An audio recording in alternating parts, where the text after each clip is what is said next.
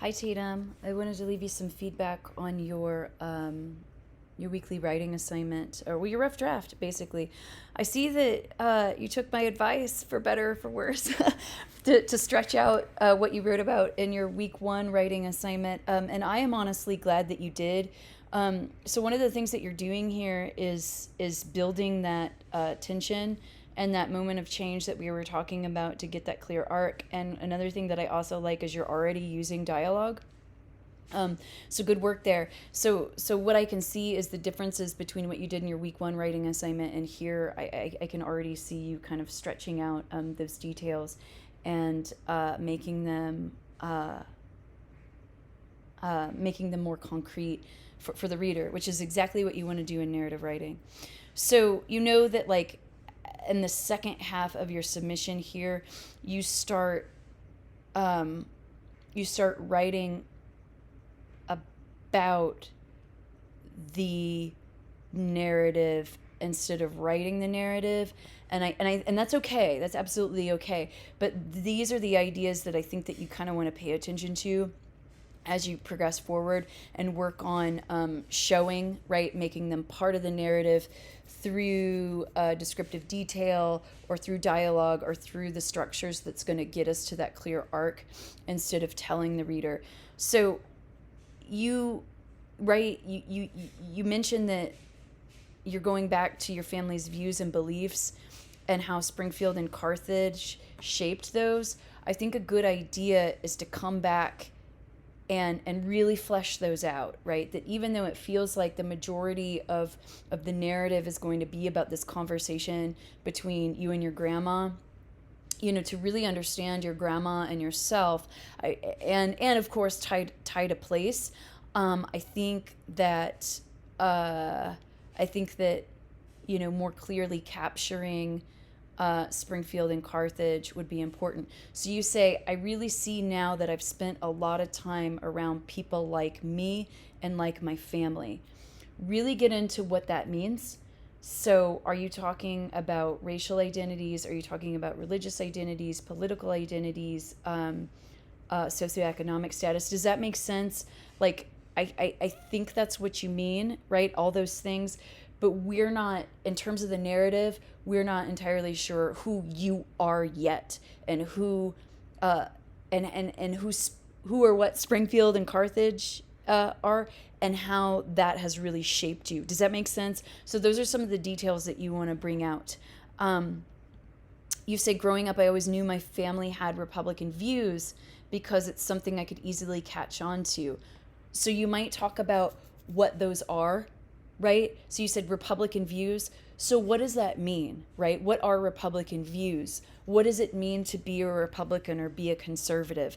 And how are those ideas reinforced through Springfield, through living in Springfield that is a a red area, right? Well, yeah, it is.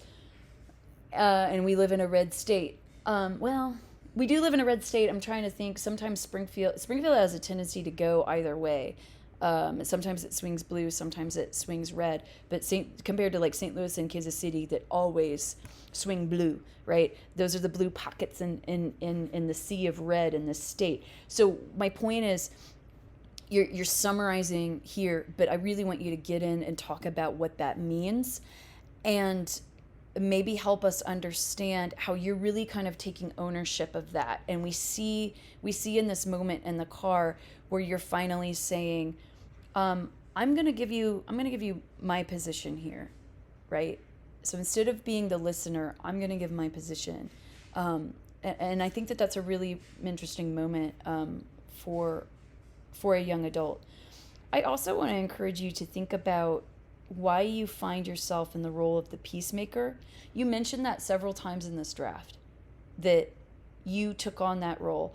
But I wonder how much of that is you that took on your role, that self, and maybe how much of that role was just kind of handed to you and put into your lap. I think that that's something that's worth exploring, right? Talking about in more depth. What does it mean to be the peacemaker in the family? And how did that role come to be?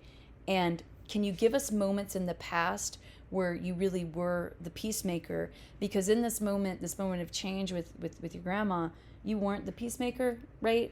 You said, no, what I'm going to do is speak my truth. Even if my truth is not what, grandma wants to hear. And that's a really important moment, I think, in any young adult's life. And clearly it's the pivotal moment in this draft. So those are the things that I'd kind of like you to tease out. I think this is the moment of change, right? And note here what you're doing is summarizing, instead of really showing that. So I think if you could show us how you guys changed during this moment, and quite particularly after, because remember you were asking in class, how do I end this thing? Give us another moment where you and grandma, perhaps can you think of another moment where you guys were able to talk to each other in a way that you never were before, as a result of this moment? And or if perhaps you haven't had that, do you have some kind of hope that you can one day have that? And what is something that grandma did in that moment, or what is something that you felt as a result of speaking your truth in this moment that gives you hope? That would be a good place to end this thing, since you were so concerned with, where do I take this? And remember I said what you don't want to do is, and the moral of the story is, always speak up, right? I mean, that's a fine message to have. And using your voice is, especially for young women, is something that is really important. We need to be encouraged more to do so. But when you write it like that, it becomes like this browbeating message that kind of loses itself, right? Loses the message. But if you could show us, right, that's going to be very powerful and very strong. I think you're doing really good work here. Like I said, I'm already excited about how you've stretched this thing out from your week 1 writing assignment. And hooray that a suggestion that I made is working well for a writer. That always makes me feel good when I can see it happening. So I hope you're pleased with where it's going, and I like it. So those are my suggestions to you for helping you get this into a fully realized narrative. All right, good work.